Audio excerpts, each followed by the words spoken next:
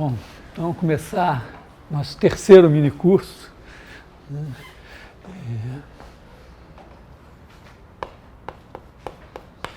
Cônicas e teorema espectral.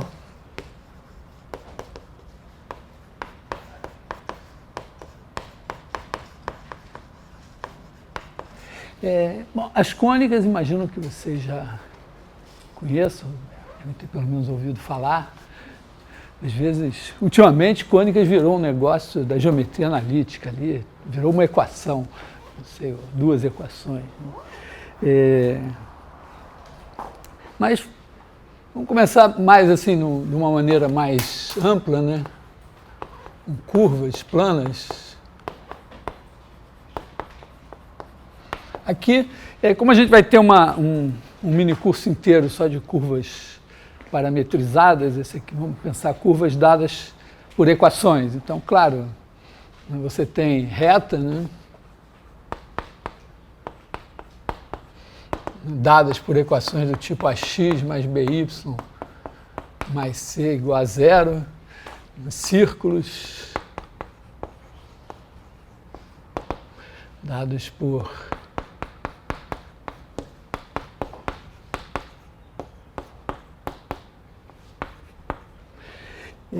embora, é claro, a gente sabe que essas curvas aqui podem surgir de outra maneira. Por exemplo, se você pegar dois pontos, né, o ponto x1, y1, o ponto x2, y2, e pegar o lugar geométrico dos pontos x, está escrito x menos x1 ao quadrado, mais y menos 1 ao quadrado igual a x menos x2 ao quadrado mais y menos y2 ao quadrado, embora tenha uma cara de equação do segundo grau, isso é uma reta. Isso é a mediatriz, lugar geométrico dos pontos equidistantes desses dois. Algebricamente também, né? Porque quando você desenvolve isso aqui, o x2 aqui corta com o de cá, o y2 aqui corta com o de lá, fica uma equação do primeiro grau. Da mesma forma, você pode, em vez de colocar esse igual assim, pode botar aqui um parêntese e botar aqui, dado um número k maior que zero, se você colocar um k assim, vou botar k2, isso aqui, quer dizer, você tem um ponto P1, ponto P2, e aí você tem que a distância até aqui, digamos, o ponto P, é K vezes a distância até aqui. Isso, como nós já sabemos de alguns desse exercício, é um círculo, chamado círculo de Apolônio. Esse até agora vocês evitaram isso. No começo, logo desse livro 3, tem até uma demonstração geométrica disso.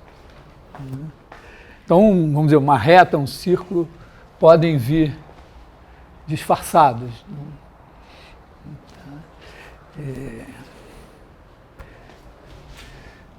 Deixa eu ver assim, o que mais de exemplo inicial a gente pode dar? Bom, nesse contexto, você tem, se você colocar também aqui,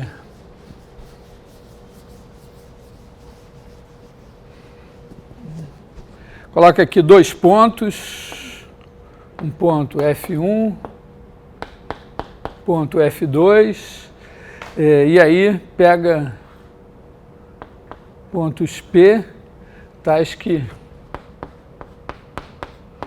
PF1 mais PF2 igual a um certo 2A, com um certo A maior que zero,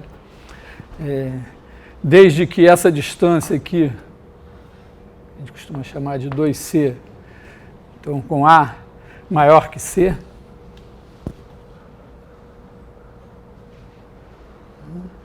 isso aqui é a curva chamada uma elipse, né?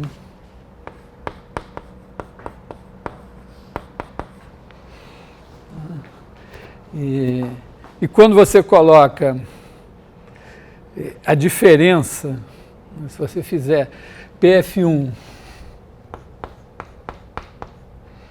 menos PF2 igual a 2A, na verdade eu vou botar o módulo da diferença, aqui com A maior que zero e menor que C, aí você tem, digamos, as hipérboles. Não é da maneira assim, como elas são mais usualmente apresentadas. Então, uma elipse é fácil de traçar, né? Você tem aqui, você pega aqui, pega esse tamanho 2A aqui, escolhe um ponto qualquer aqui, pega o compasso, bota aqui, traça um círculo com esse raio, outro aqui, esse aqui de raio, pega o outro com esse raio assim, né? E aí traça um círculo com esse raio aqui, outro com esse mesmo raio aqui assim, e aí você tem 4 pontos da elipse, né? Porque isso mais isso é 2A, então esse raio daqui mais esse raio daqui é 2A, e assim você vai traçando pontos da elipse, assim que se fazia antigamente. Você traçava, dependendo do quanto você queria que a elipse fosse bem aproximada, você traçava mais e mais e mais pontos, depois pegava uma coisa chamada curva francesa, para quem não tinha habilidade, a curva francesa é uma espécie de régua de curvas, né? Era uma coisa assim, com vários tipos de curvas, você traçava assim.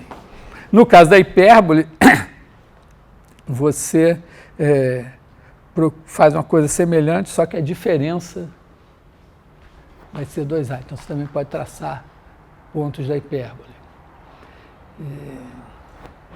Então, essas são, vamos dizer assim, classicamente, antigamente se aprendia isso em desenho geométrico.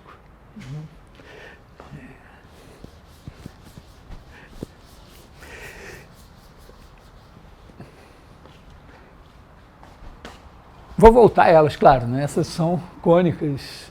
Né? Fazer uma observação mais geral. Né?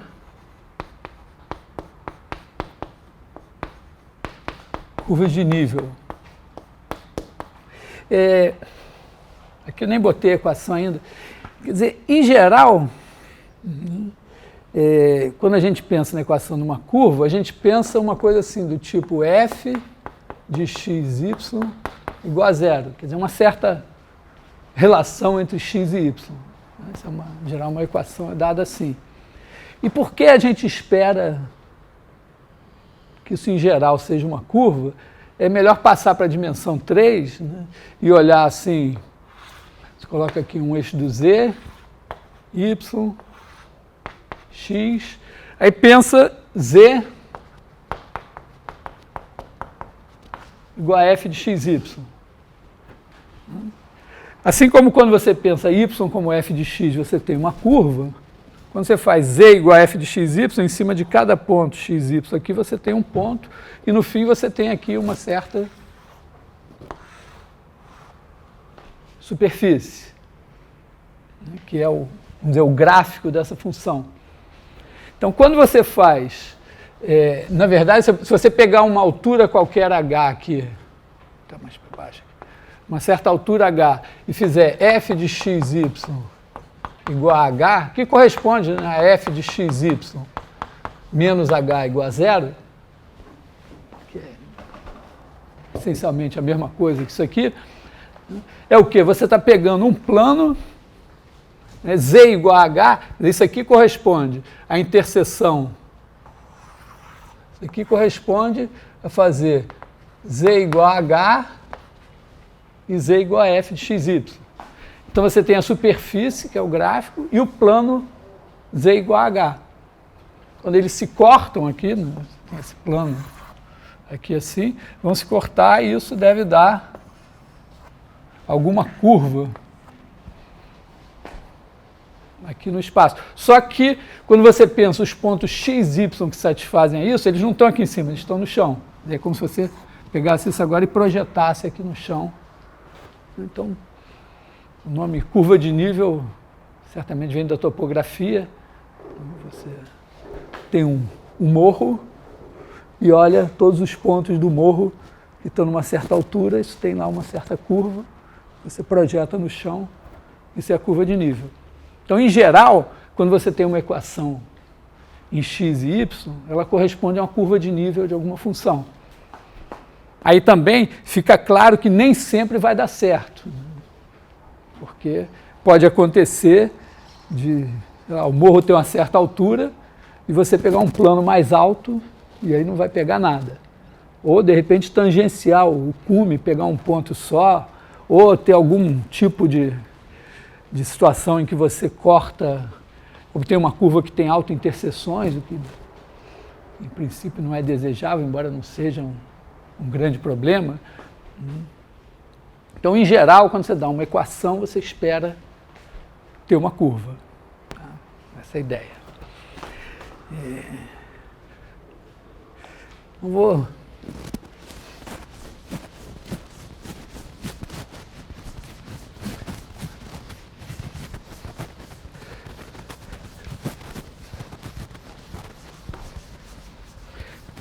Ainda não falei da parábola, né?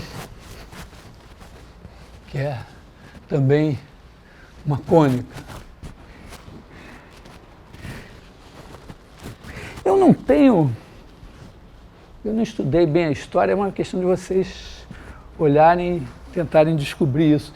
Eu não tenho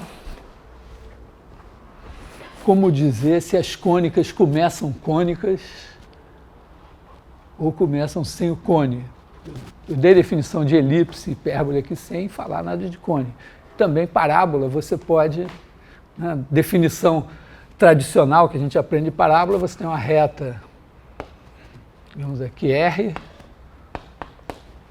um ponto F, e aí você pega o lugar geométrico dos pontos P, tais que a distância de P a F é igual a distância de P a R, que eu vou notar assim.